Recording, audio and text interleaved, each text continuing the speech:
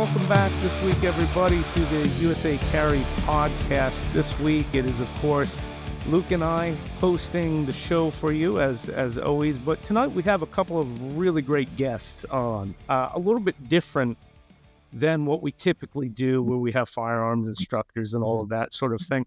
We have a celebrity on tonight with some very interesting real-world experience, you may say. So before we get going, Jay Allen, introduce yourself, sir, to our audience and tell us what you do. I'm sure many of them will recognize you quite readily, but give us a bit of your back. First of all, Sal and Luke, thanks for having me on. And my good buddy Trevor Greer is on with us tonight as well. I am a philanthropist. I'm a full-time touring musician. My story, very, very long story short, is my mother got sick with what's called early onset Alzheimer's. She was diagnosed at age 51, took her life in 2 years and 9 months. So right in the middle there, we decided to bring her on stage. I was opening up for, a couple thousand people, opening up for a big country artist named Jake Owen.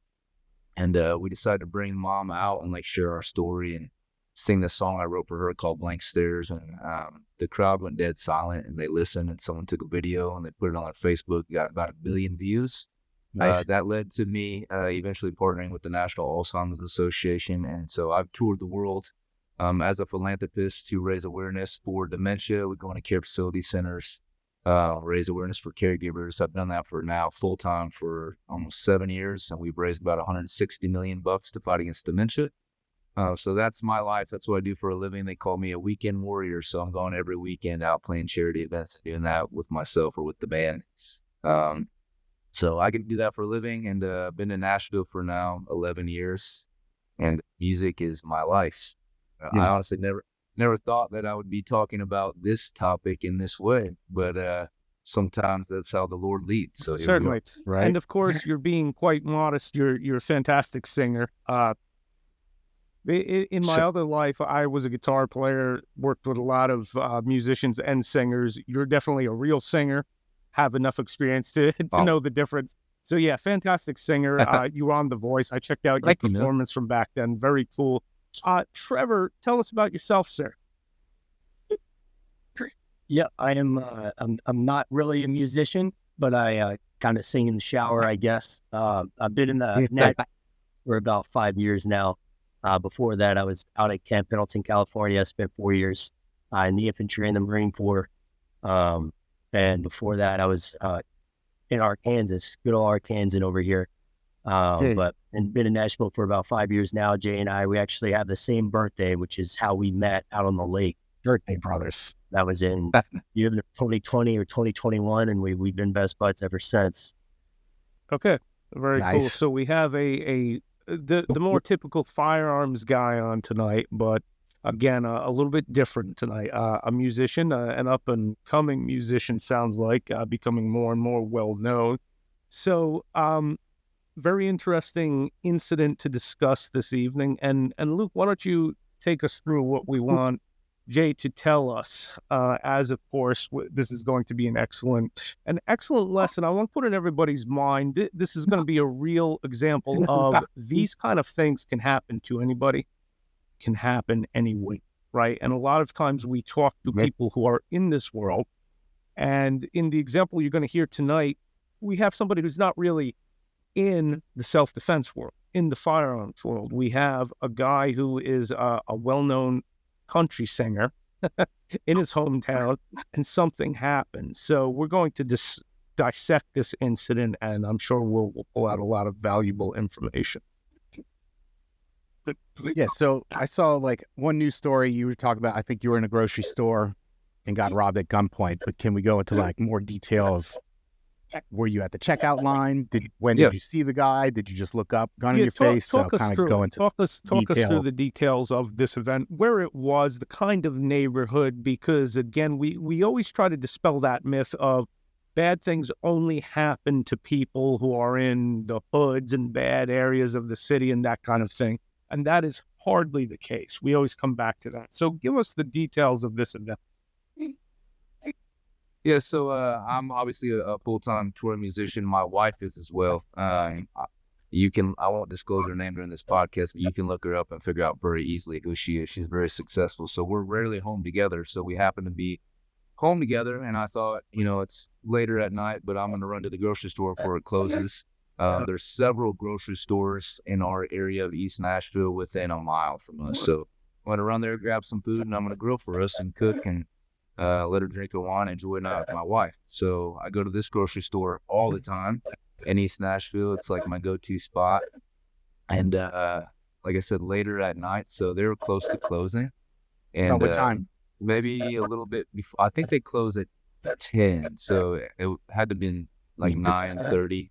Okay. So I roll in, and there's not a lot of people there. It's easily packed. I got what I needed to get, and I'm walking to the self-checkout, and I thought, I need to grab coffee for the morning. So I turned down the coffee aisle, which I've been down 1,000 times, and there was a big dude standing there, and he goes, "Oh, excuse me, big man."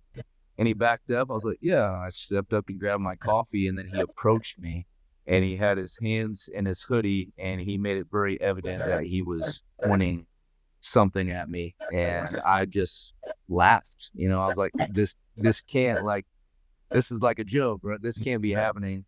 And I was like, what? And he goes, I need cash. And I was like, I don't have any cash. It kind of felt like I was talking to maybe a homeless person you would encounter on the street. I don't have cash on me. I just have cards. And he said, that's fine. You can Venmo me. As he's pointing at me in the middle of a grocery store. And I was just like, man, for real? He goes, yeah, you can Venmo me. So he gave me his spiel, why he needed $100.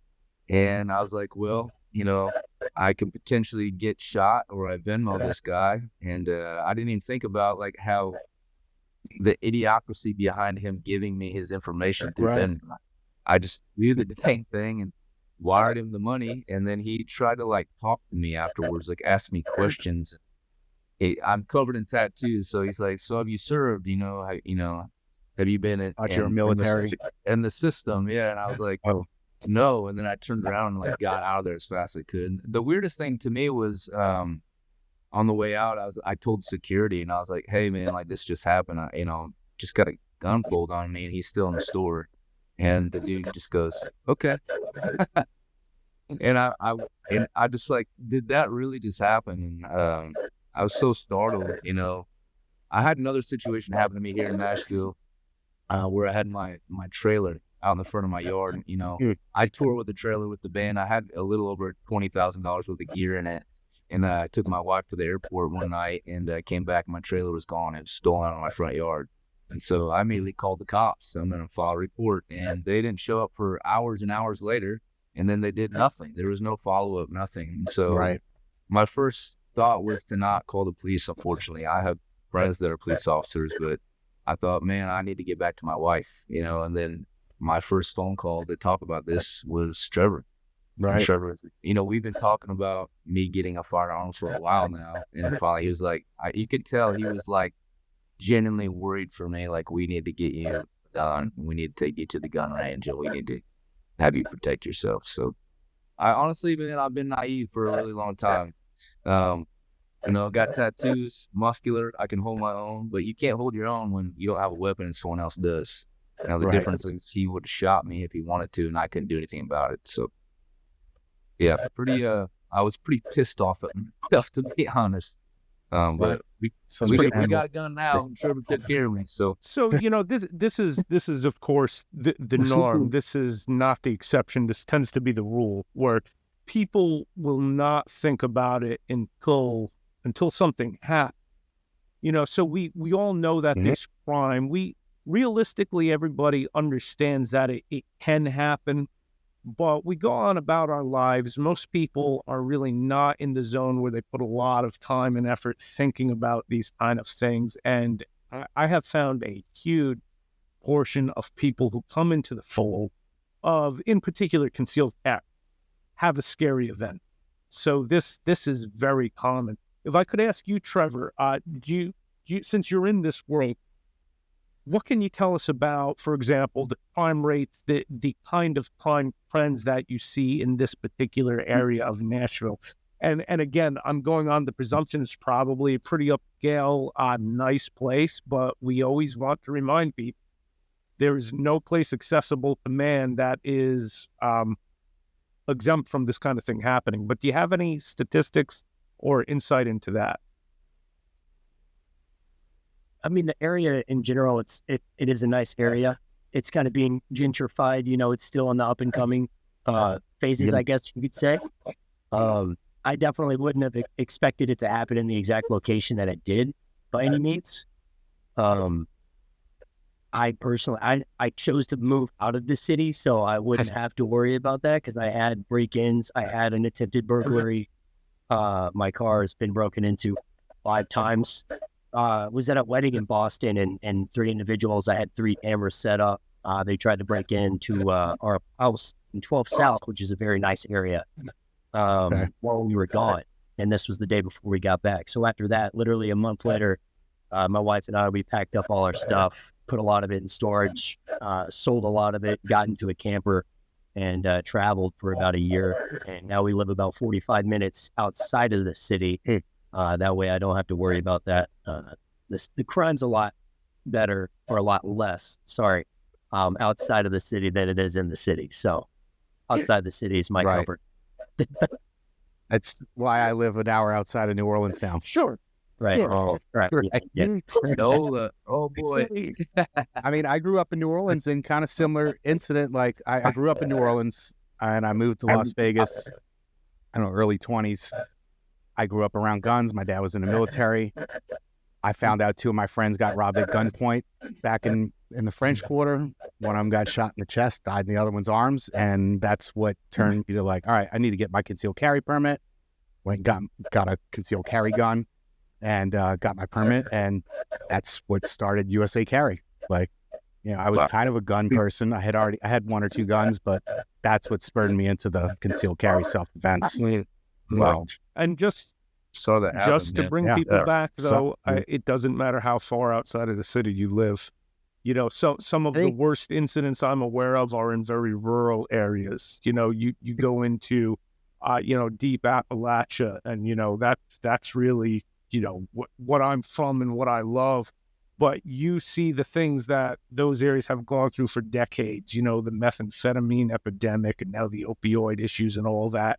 And you would be amazed at some of the kind of home invasions that happen. So I want to reel people back to, it doesn't matter where you are. It doesn't matter how good your neighborhood is. It doesn't matter how nice the suburbs are. It doesn't matter how expensive the mortgages are in your neighborhood. That doesn't exclude the criminal element, right, from coming in. So this is a great example of that. And all 3 of you have had interesting events, either directly or indirectly, and this is a great example of how people often first wake up to this becoming a reality, not just a removed possibility.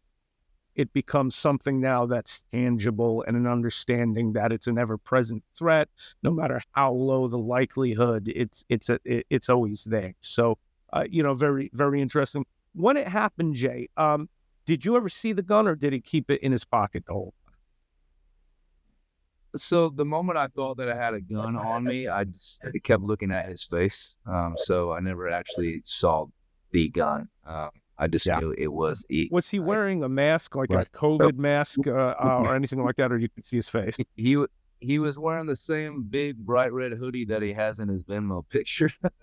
Right. So you didn't call the cops, weren't involved, but you still have his contact information. I mean, there's probably nothing that's going to happen if you did anyway. I've had a lot of people reach out and say, send me his Venmo info. We'll spam the guy. But honestly, at first I was nervous to even talk about it and go on the news, because my first thought was, I don't want this guy to know anything about anymore and find me, Right. But then my thought switched to, same thing with, in the world of dementia. I share my really hard story that's talked about, and it's helped a lot of people. You create a safe place. You encourage people to be brave, right? And talk about what they're going through. So I think we're in a similar situation now, where we can encourage people to be brave and protect themselves, and talk about how you talked about this can happen anywhere, at any time, any moment. It doesn't matter. So it happened to me. The guy that thought nothing bad ever happen to him, you know. So I have 2 little sisters, you know, and I have a wife, you know. Shit, whatever happened to them, you know? I want to be able to protect them as well, and them to protect themselves. So, this is really important. Yeah, certainly.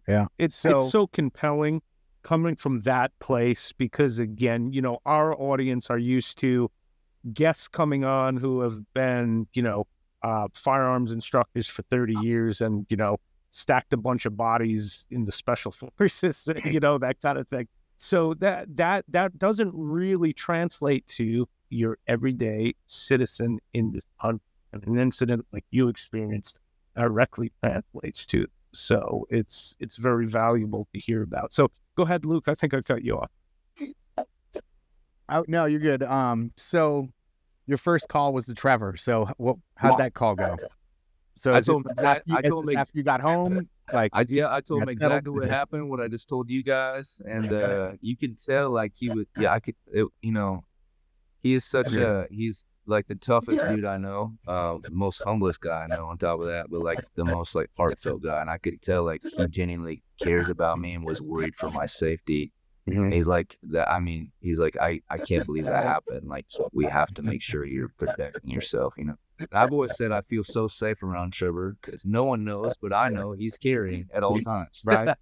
You know, so I'm just like, I want to be able to be that for myself because Trevor can't go around babysitting, right? So. But yeah, I could tell right away, like this guy, I felt more safe. You know, I felt like I was going to accomplish more calling him than anyone else. You know, and he's very well trained. He's just that guy that everyone knows can hold his own. You know? Nice. So that being the case, Trevor, what was your first method of response to this incident? You know, what was your first level of advice? My first thing was, dude, I'm just glad you're all right. That was, you know, the first and most important thing there. It could have obviously took a turn for the worse. And I'm, you know, obviously we're glad it didn't. After, you know, he told me what happened and everything, like you mentioned, I was like, dude, let's go get you a gun. Like it should have been whenever we previously discussed it 2-3 years ago. But now, you know, late than never. We set up that following Friday. We went to the gun range and, you know, he tested a few different pistols out and found one that he really liked and that felt good. And bought it on the spot. Maybe we were in there for about an hour and a half, and we left. And I felt better leaving, knowing he was now leaving with a firearm and able to protect himself if that incident were to ever happen again. So we got to ask, what'd you wind up buying? It's a 9mm SIG P365 X Macro. Nice. We're talking to an expert beforehand, and he was talking about like if he could choose to have a gun, that'd be the one that he would choose. And it wasn't about that for me. It was just I was comfortable shooting it. You know, I was getting headshots on the target after an hour of shooting. You know, that's the goal. You know, to know I can hit the mark. So that's the reason why I got that. And so have you transitioned to actively carrying the gun at least when you're home and around Nashville? Yep, it's on my nightstand. I carry it on me, on my waistband in the front, and it's in my vehicle when I'm in the vehicle. Okay, excellent. And I kind of followed it. You know, after Trevor, it's just I don't tell anyone it's on me. It's on me. It's there. So yeah, it's a good feeling. You know, you hold your head a little higher. You know, just that's the last thing I ever want to have to do is pull that trigger. But it's nice knowing it's there. Yeah, so Tennessee's got constitutional carry, so you don't need a concealed carry permit to carry there. That's right. Now, Jay, how does that figure into you travel a lot, I would imagine, as any, you know, high-end touring musician does. You know, depending on where you're going, are there prospects to be able to stay armed a lot of places you go, or does it have to stay home? Yeah, well, for now, it's going to have to stay home. I think the policy is changing soon. I know my dad, when he travels and flies, he checks it through TSA, his guns and weapons. So that's an option. So I'm going to have to figure that out. Yeah, that's what I was wondering, if you're gonna look into getting one more training, like from a firearm instructor. No offense to you, Trevor, but like a firearm instructor, and then get your concealed carry permit, which would give you reciprocity in other states if you're traveling there and stuff. So I 1,000% I do. Yeah. So Nice. and I don't want to do anything incorrectly. I'm a law-abiding citizen. So. For sure. Yeah. Not to bring politics into this, but hopefully, I watched a video that Trump said, if you have your concealed carry in Florida, it's going to apply in the state of California. So hopefully, national reciprocity. Yeah, hopefully that falls through. We can hope. Even now, though, most states will likely, I don't know the exact, of course, you can look at the reciprocity maps right on the USA Carry website. So if you get the state permit, one of the great values of still getting carry permit, even in states that have constitutional carry, is you get reciprocity with a lot of other states. And the majority of states will give you reciprocity with usually about 30, 35 other states. So it can become tricky. If you're touring, it's going to depend on a lot of things. What states are you going to be hit? If you go to New York City, you're not going to be able to carry, right? At least at this, if you're touring entirely throughout the Midwest, you probably be just fine. So there's a lot that comes into play. Yeah. With a Tennessee resident permit, you'd be able to carry in 37 states, if I can count correctly. That's awesome. That's good news. Right? I'm going to set that up with Natalie, Jay, so maybe we'll all go in together and just knock it all out. Nice. Is that an instructor friend of yours that does concealed carry? Oh, there you go. Nice. Very cool. Yep. Let's do it, man. Got a fun time. I'm about ready to leave town for 10 days, so we'll do it when we get back. Right. All right, fair enough. So I'm curious to ask, Jay, you're in the country music scene. I think a lot of people generally associate that pretty heavily with gun culture, obviously. With your peer in that scene, are there a lot of people who are carrying guns or at least have firearms in the home?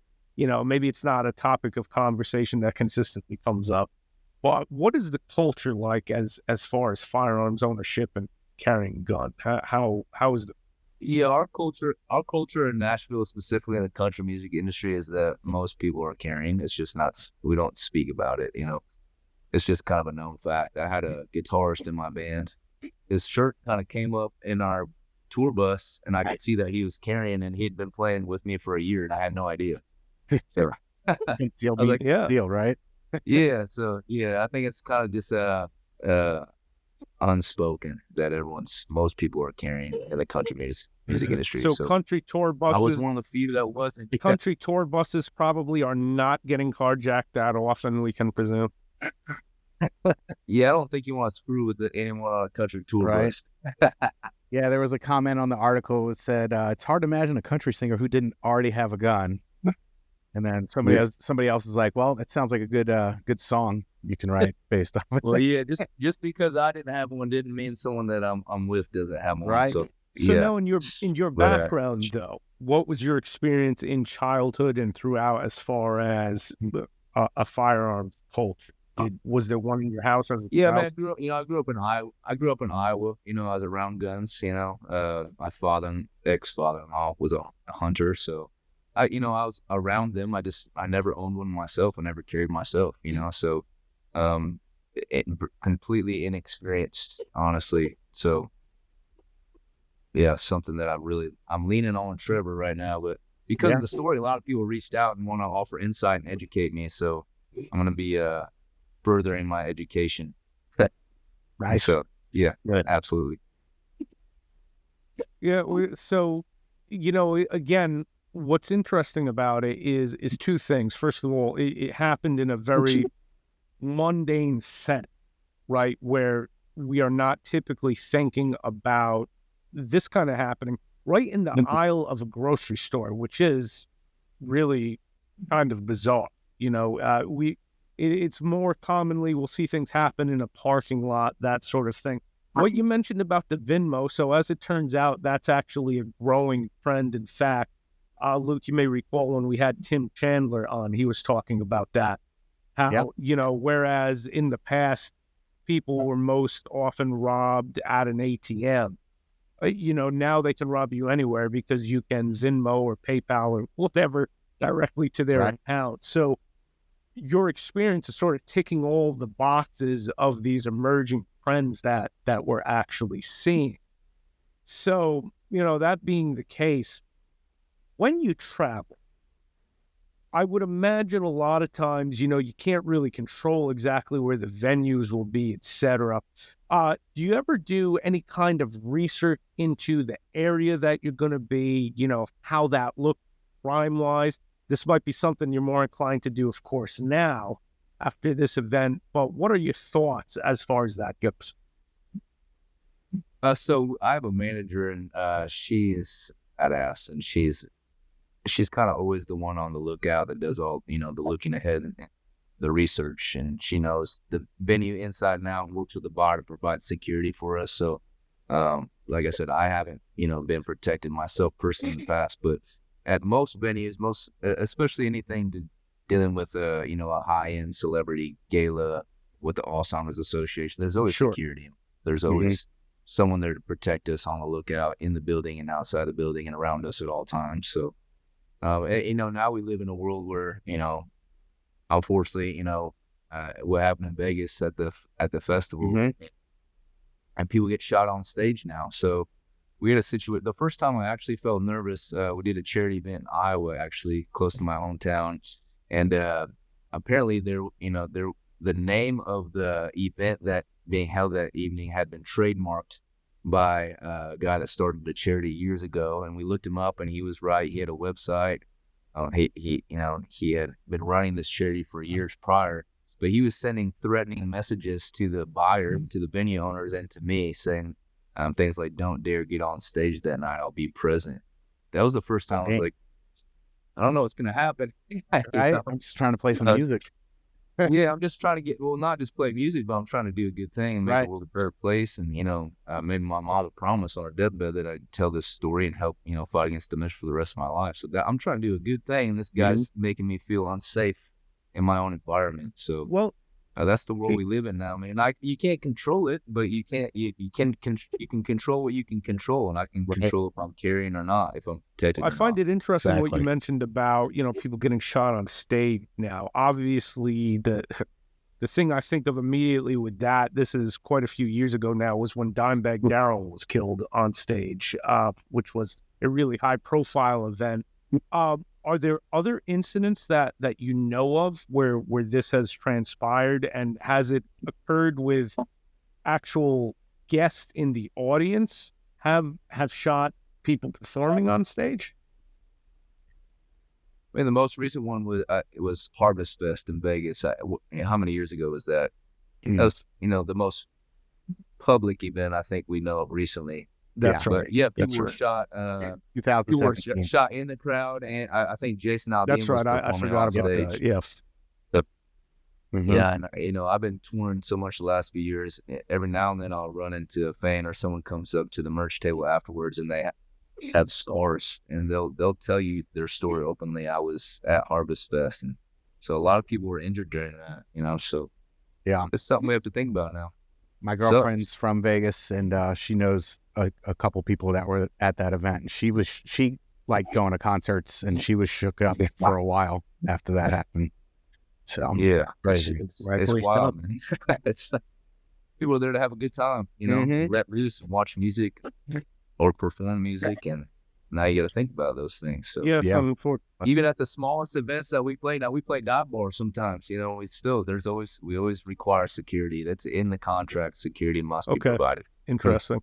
So are you at sort of that point where you'll be on a huge stage one night, and then the next night you could be in like a bar, literally, with a fairly small audience? No, that's like a very common kind of place where a lot of musicians, when you're playing on big stages, but you might also be in a very small venue the next.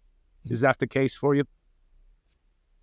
Yeah, there's two sides of me. Like I have like an alter. So like I really honestly I get to do music for fun. My job is being a philanthropist. So as a philanthropist, I'm a known name. I'm kind of the poster boy for the National Awesome Association. So I perform at and I speak at very high end events when it comes to speaking out about dementia or helping raising funds for care facility centers and things like that. So I'll go from like playing the Power of Love Gala in Vegas in an arena in front of 10,000 people to like playing with my band, doing the fun side of what I do is that's a touring country rock artist.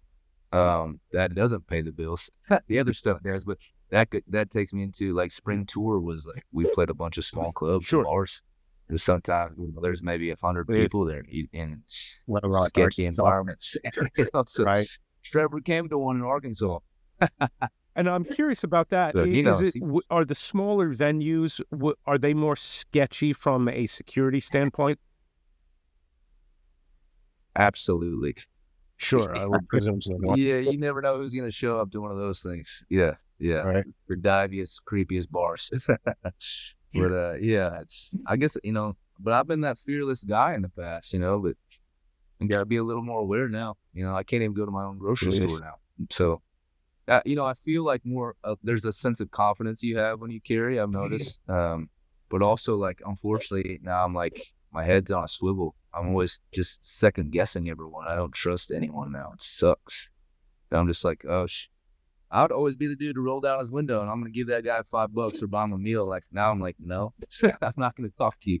Right. It sucks. Yeah, it ruined it for me. So it's a big bummer. Yeah, it's a shame when, you run right up against the reality of what can happen. And as a learning point out of all of this, one thing I want to remind our audience of is when you hear people talk about it's a 1 in a million chance, that is so far from the truth, it's absolutely absurd. When we actually start crunching the numbers, we run into statistics that are very sobering, where we're looking at about 1 in 35 in a human lifetime that you will be victimized by violent crime.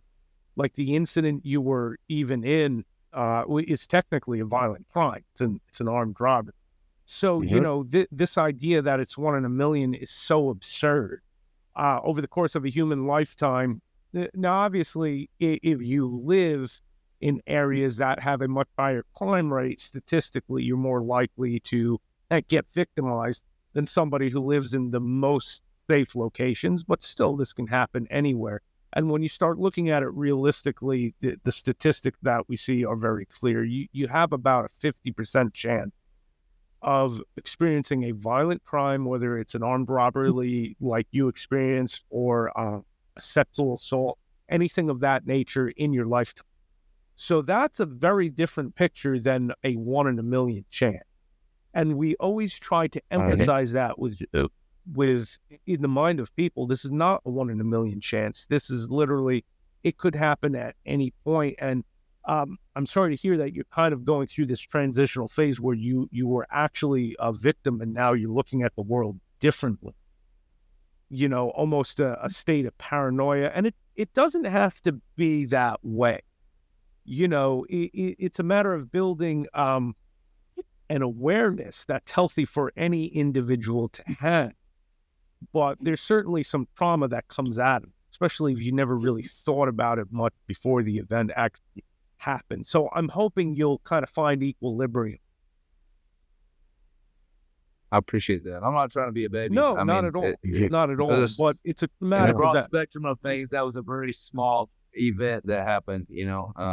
There's terrible things happening in the world all around us. But it just made me think. I think definitely, hopefully, over time, I'll get a little more comfortable. I may just have to hire Trevor to be full-time security. You can go to the grocery store with you, bro.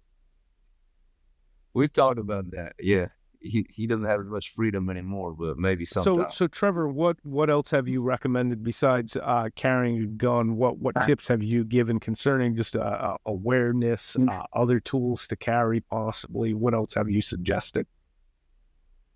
Yeah, no, I'm saying, Jay, if you at home devices that he can use, whether it's kind of like the simulation round with a laser that you can actually use your pistol and then you hit your target and then you have an app on your phone and everything. And so he has so many magazines. I recommended that he gets the 9mm dummy rounds and go through malfunctions, speed reloads, being able to quickly draw the gun from this holster and get sight picture. Most importantly is going to the gun range and actually getting trigger time. I probably cut out again. It's raining over here, so I have pretty shitty signal. No, all good advice. Signal. All very good advice. Jay, if I could circle back to the incident, when it happened, did you really notice this guy only once he was right in your face, or did you see him previous to that? Yeah, it definitely seemed like premeditated. Like he was like pinpointed me and planned it. It was very like a specific moment. Like it was like he was waiting for me. It was very odd. I replayed it over and over again. It's like that dude was definitely waiting for me. You know, how far away from you was he? You think right up on me? I mean, I could smell the dude's breath. Yeah, yeah. It was very uncomfortable, and I don't respond well to being uncomfortable. So, and I'm sober now too. So old Jay would have immediately smacked him. But it was just like immediately, just like this is a joke. Like you gotta be kidding me. Like you're not actually doing this. Like we're two intelligent, grown human beings, and you're gonna do this to me in public, of all places, in my grocery store, man. Yeah, but he was right up on me, fearless, or just really stupid, or both. I don't know. Right. Even if you were carrying though, like. Drawing with a gun drawn on you is going to be pretty dangerous. I thought about that now too, you know, and that's been a topic of conversation. Does anything change or does it get worse in that situation? Or, you know, carrying gives you more awareness of where you're at, and maybe you would have noticed it beforehand or something like that. So you do notice, and I noticed people like got other men specifically notice like when you are carrying. I think there's like so maybe it's showing through my tight shirt. But yeah, you're just a little more aware when you're carrying, you know, so it changes your demeanor. Right. Try and, you know, so don't let people in your space, you know, check around. Be aware where you're going down the aisle before the truth is you usually start carrying once you're more aware. So that's what actually happens. You know, what's interesting though is to that point, even if you were carrying, the correct choices may have remained exactly what you did. You know, if you're in a position where he's pointing a gun at you and you get the vibe that he really just wants the money and he's going to leave, which he did. You know, it's not that we're out to shoot people if we don't have to, you know, but carrying the weapon gives you now the option for if it gets much dark, if it turns into, okay, you're coming with me to the parking lot and getting in my van or something like that, now you have a very good alternative, right? So it may not have been different if you were carrying. You may have done exactly the same thing because, you know, ultimately, even though it causes us trauma, something like this happens. If it's a robbery and they take what they want and leave, probably most of us would opt out. We're not going to shoot somebody if we don't have to, but these things can turn so dark so quickly. You just see it over and over and over again. Sometimes with a more aggressive criminal, they come into a room, they take control of a group of people in a restaurant, that kind of thing. And what you learn when you see what transpires in a lot of these incidents, sometimes you can tell by the body language, okay, they just want the money and they're going to be out of here. But then if it turns into, okay, everybody into the back room, now we know we're dealing with something different, right? Which leads me to ask you, in the moment, what sense did you get from him? At any point, did you get the sense that he might be thinking of doing something more sinister? Or did it seem clear the whole time, hey, this guy just wants to get paid? That's an interesting question. It was very obvious that he wanted money and he needed money. It was like very like frantic. It happened so quickly. Honestly, walking away, I don't know. I felt like he wasn't there. You know, when you look in someone's eyes and you can tell if they're all there or they're not. He definitely seemed like something was not clicking correctly up there, you know. So I honestly don't know what could have happened if I hadn't survived, you know. Which I think that it's weird too, because I walked away not feeling scared. I felt like upset with myself. Like I almost like allowed it to happen. I beat myself up over it, but also we talked about what if anything changed. I don't know. Yeah, I wouldn't beat yourself up about it. You're here. Nobody you're got alive. Hurt. So you went home to your wife. You know. Yeah, well, you start thinking like, is that the what? Like that could have been a what? Like getting shot in a grocery store. Like that would have sucked. Like I don't want to go out like that. Yeah. You know, you just start. It's such a small, you know, moment in time, but it just makes you think eternally. You know, I can't help it. You know, so yeah, I don't know. Now I'm like talking to my sisters, like, we got to get you carrying too, right? Now, the newscaster I talked to, she had a similar event happen to her, and she's, you know, a very small, petite female, you know, and it would have been easier for that guy of that stature just to pick her up, take her, like you said, take her out to the van and to the Escalade very quickly. You know, for me, I don't know. I definitely, it all stemmed from money though. The dude needed money, and well, it's the thing that sucks is if he would have just asked for money, I would have given it to him. You know, you might have subconsciously read the situation though and realize he just wants to get paid. Because you're a robust guy, he was in very close proximity. If you got the vibe that he was going to kill you anyway, you might have been on him like a hurricane, right? Because you knew that it's all in. Because that's what you'd have to do to survive, you know. So you may have, it all transpired so quickly. And then, of course, when we're under that kind of pressure, in that kind of situation, you'll experience weird things. For example, did you at any point notice that time seemed to slow down a lot? Did it seem like you noticed every detail? And we're talking about an incident that was probably in seconds, but it seemed much longer. Did you notice that or no?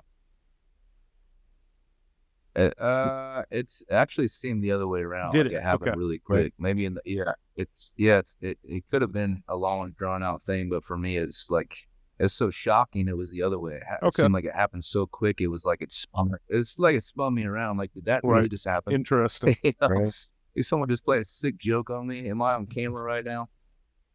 But it was the other way around for me. Yeah, that is. And he was still in a store when you left. You said, right? Yeah, so he went shopping. You were like, what did this dude do?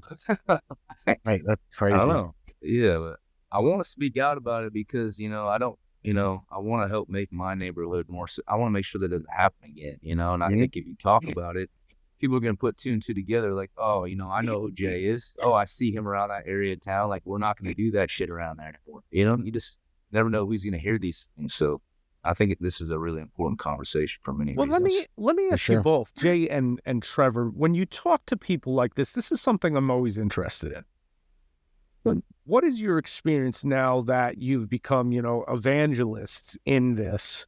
You know, you try to talk to people that you know and love to get fluid into what the reality of the world is. What is the reaction that you're getting? So, for example, Jay, you had this personal experience. So when you talk to loved ones, are you getting any more buy-in? People who are coming to terms with, hey, maybe I should start taking this seriously? Or is it still the usual, out of sight, out of mind, we don't want to think about it? First of all, everyone's on my side. They're for it. I mean, no one's vocalized, at least to me personally, on social media that they're against it. And then, I told my sister straight up, I think y'all need to carry. And I didn't even know my sister's husband, my brother-in-law, already is. So I learned something. It's just I think that's the intelligent way to go about it is keep it unspoken, you know, to protect yourself but not go bragging about it, you know. So, yeah. But I mean, I think it's, for me, Trevor is like, he's that guy that has a lot of knowledge in this area. And I think it's, such an opportunity for him to share his knowledge, you know? So I definitely, you know, like to offer him as a resource to anyone. I know he wants to offer that as well. And Trevor, so, what is your experience in this with the people that you interact with? Maybe maybe they have not personally been victimized, but when you encourage them to consider, start carrying, be armed, seek out some training, heighten your awareness if nothing else, what's the reaction you're typically getting? A lot of times it's, they're not worried about it because they haven't been put in a situation that makes them think differently. Whenever it comes to actually carrying, I think it's a lack of faith in their own ability and their own confidence with weapons handling. So going in and actually going through a course and having a professional teach you, I think is the best way to break the ice for that and make someone feel the most comfortable with a firearm.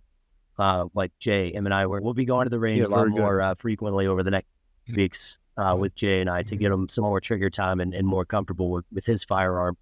But I think it's just a lack of confidence in their own abilities that a lot of times people that I speak with, they don't. Certainly. Yeah, there's a certain sense of like if you're not comfortable with firearms, I know this has been me, there's like an unknown. But then I started thinking about it like it's like a guitar. Like I haven't always known how to play the guitar, but I had to pick it up to learn. I had to, teach myself and be trained and go to lessons and get comfortable and take it on stage. It's repetition. Practice makes perfect, So now that's how I'm looking at my firearm is I just have to go through the motions and put in the time, So, and Trevor's been on my ass about that. I have not done it. And I've heard him down in my living room playing the guitar. So he's taking my advice, but I haven't taken it. Well, you're on the right track. Yeah. And certainly around here, Luke and I both talk about training all the time. Get training, right? With that, I remind people that every single day in this country, people who have never fired a shot successfully defend themselves with guns. Again, I'm not promoting not getting good training, right? But that is the reality. And many, many times we see over and over again, armed citizens with minimal, if any, training, they prevail because the criminal element is looking for prey. They are not looking to get extra holes in their body, right? So they would not select you if they think you are armed and capable of fighting back. So if you're carrying the tool along with the awareness that we often see happen, like you're explaining in your own situation, all of a sudden you're aware and you're looking around. Is it the chicken or the egg? Are you more aware because you're carrying the tool? It's usually you become aware, so you're carrying the tool. Just that heightened awareness, you're more likely to see things before they happen. And you have the tool on you. And that is really the most important thing. So absolutely, we encourage training. Not only do I hate this craft, I have hundreds and hundreds and hundreds of hours of professional training with all kinds of different firearms instructors and everything else. So I'm a junkie in that. I love doing it, but I realize most people don't do that. But what I suggest, get at least one good shooting class under your belt and, take it from there. You may find you enjoy it a lot and you get into it, but at least one good class and take it from there. But I bring people back to it's the mindset, and you now have mindset. You've been victimized. You realize that this can happen. You're carrying the tool and you're aware, and that is 95%. Yes, sir. Couldn't have said it better. Thanks to Mr. Trevor here. Trevor, what do you carry? It's funny. I'm actually about to swap it out. I was carrying a 45 Springfield XDS. Traded that for a Ruger SR9, and now I carry a little Glock 42, a little pocket pistol. But I'm about to get that Sig Sauer P365 macro because I really enjoyed shooting that one as well. A nice gun. It's a great gun. I know a lot of guys who've gone to the Sig P365 platform. I carry the 365 XL, so I like the macro as well. Just if I could, though, I would carry my AR. I just completed that build yesterday. But we carry handguns it's because, just a little hard. yes, because we can carry them, right? Obviously, if we knew we had to get into shooting, we'd want a rifle. But yeah, it doesn't work. Even around Nashville, I presume it's kind of frowned upon walking into the grocery store with an AR-15 on your shoulder. So, or walking on stage with an AR, right? well, maybe. Maybe at a Kid Rock or concert. Ted Nugent, maybe can get up with him, and so with bow and arrows and AR-15s. But Jay, with the SIG, it's a very carryable gun. Are you finding you're having issues concealing it? I'm just having to adjust to having it on me. It's a little uncomfortable at first, but I'm starting to figure out where it fits nice on me. I like carrying it in the front. I want to know that I can just grab it. Initially, I thought in my naive mind that I was going to carry it behind me. And then Trevor made me aware that, well, anyone can walk up behind you, especially if your shirt comes up, they see it. So it's always just right there on my hip. And then I keep it in my center console in my vehicle when I'm driving. So it's like when I sit down, I'm trying to figure out how do I sit with this thing on me. That's a little uncomfortable, but we're getting the hang of it. It takes I think he's not buying medium or large shirts rather than small. Yeah, that's important. Yeah, in my line of business, everything is fitted, right? Right. So, but I already got some bigger shirts, man. I'm like, whatever. That helped. So, Trevor, you steered Jay towards appendix carry, essentially. I personally carry appendix. I kind of gave him my reasons why I prefer that method. And I told him, I was like, it's all personal preference. However you feel most comfortable and most effective, it's going to vary, So however he felt most comfortable, I wanted him to choose that route. And he ended up getting a holster for the front appendix carry. I felt like it looked natural to him as well. Kind of pulling that out of the holster and doing that. So that was a personal preference I shared with him, and he kind of related to it. So I believe that's why he chose that route as well. Okay. Well, it's great to see you on track. We always love bringing people into our lifestyle, obviously. But I'm very sad to hear that you had a traumatic incident that actually brought you there. But it's hardly unique. It happens, unfortunately, literally millions of times a year in the continent of the United States. People get a gun put in their face or some other terrifying incident that brings them now into a different mindset about things. So I'm very glad everything went well. But it's traumatic. It's certainly, there's no getting around that. Yes, obviously it could have been worse, but it's certainly a traumatic event to deal with. But hopefully, Jay, it will not only make you safer going forward, but those around you, family members. We fight this fight all the time. I do myself with a lot of people who are loved ones, friends or family I care about. And, sometimes it's like talking to you just can't get through. But those who you can get through to, again, consider yourself an evangelical figure, for concealed carry, and everything else that goes along with it. Not just carrying the tool, just the awareness and getting people to accept, hey, this can happen. You have such a compelling story of exactly that. This can happen, and it can happen anywhere. Yeah, bad things happen all the time, every day, but we get to choose how we respond, right? Exactly. Yeah. Well, and we get to choose our company as well. And y'all have been awesome company, so thank you for having me on. We can't thank you enough. We can't thank you both enough for coming on and sharing this story, because, again, it's really pertinent to exactly our audience. Our audience are people carrying guns. They are regular people. They do all different kinds of things. They're plumbers, carpenters. I'm sure there's some musicians too in the audience.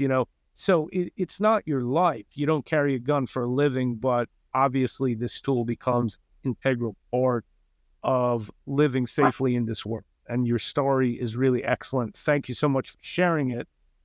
And hopefully a lot of people can better their own security through your experience. Well, thanks, guys. Thanks for offering this platform. This is, I know Trevor and I have both been aware of this podcast, so we sincerely appreciate you having us on. Thanks for sharing our story, letting us being a light in a dark world. Well, man. Thanks for coming on, that. and we'll be following you with your ventures. So, again, I looked you up and listened to a bunch of stuff. So, great singer. If you ever decide to give all the country stuff up and want to sing heavy metal, let me know. Maybe it's funny that you say that, Sal, because I just entered into the rock world. I've been writing rock music for the last month, and I'm all in on rock, man. My dad's I'll be looking forward to hearing that. Yeah, very, very cool. It's coming, man. Yeah, the guardrails are off now, and rock and roll music you can say and do whatever you want, and I'm all in. All right, very good. Good things to come, it sounds like. That's right. Anything else, Luke? I was just to say, if you're ever touring or either of y'all are in New Orleans, Las Vegas area, I'm back and forth. Let me know. We can hook up, go shooting. Well, not Al, you're in Virginia. If you're ever up in Virginia, you can go take a class with him. Absolutely. He'll teach you how to draw. He's got a special concealed carry class for drawing and stuff. Yeah, absolutely. Right, and there's a lot of that stuff going on in my neck of the woods. So, yes, certainly. If you're ever in the Virginia area, Northern Virginia, let me know, and we'll get you out to one of our classes. Get that. And if you ever see me coming through, let me know, and I'll get you all comps, VIP passes, hang out backstage. Do we have to be security when we come to the show, or? 100%, you better be security. All right. Well, thanks for coming on, man. It's been awesome.